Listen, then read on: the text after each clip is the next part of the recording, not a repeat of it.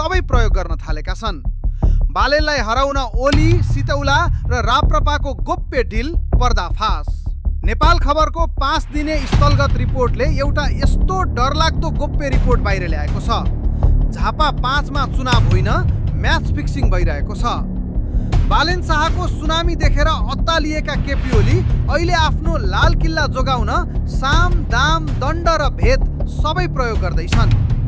काङ्ग्रेस, राप्रपादेखि दुर्गा प्रसाईसम्म ओलीले सबैलाई एउटै डालोमा हालेर बालेनलाई रोक्ने खतरनाक गुरु योजना बुन्दैछन्।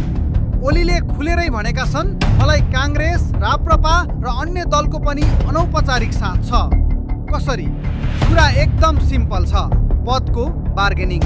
स्रोतका अनुसार ओलीले काङ्ग्रेसका पूर्व महामन्त्री कृष्ण प्रसाद सितौलालाई सिधै अफर दिएका छन्, अहिले मलाई सघाउनुस्, 2 वर्षपछि म तपाईलाई राष्ट्रिय सभाको अध्यक्ष बनाइदिन्छु। यति मात्र होइन, काङ्ग्रेस सभापति शेरबहादुर देउबाको आशीर्वाद पनि ओलीलाई नै भएको दावी गरिँदैछ।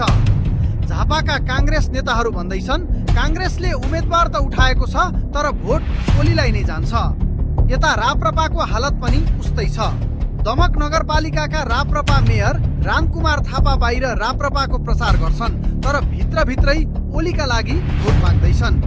अनि दमक 7 का राप्रपा वडा अध्यक्ष भीमप्रसाद पौडेललाई त ओलीले 2084 मा दमकको मेयरमै बनाइदिने अफर दिइसकेका छन्। मेडिकल व्यवसायी दुर्गा प्रसाईको 1200 भोट पनि ओलीकै पोल्टामा जाने पक्का पक्की छ। तर के यो म्याच फिक्सिङले मात्रै ओलीले चुनाव जित्लान् त?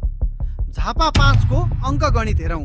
यहाँ करिब 1,63,000 मतदाता छन् र 1 लाख भोट खस्ने अनुमान छ। माघ 6 गते जब बालेनले मनोनयन दर्ता गरे, त्यति बेला बालेनको पक्षमा 70% भोट देखिन्थ्यो।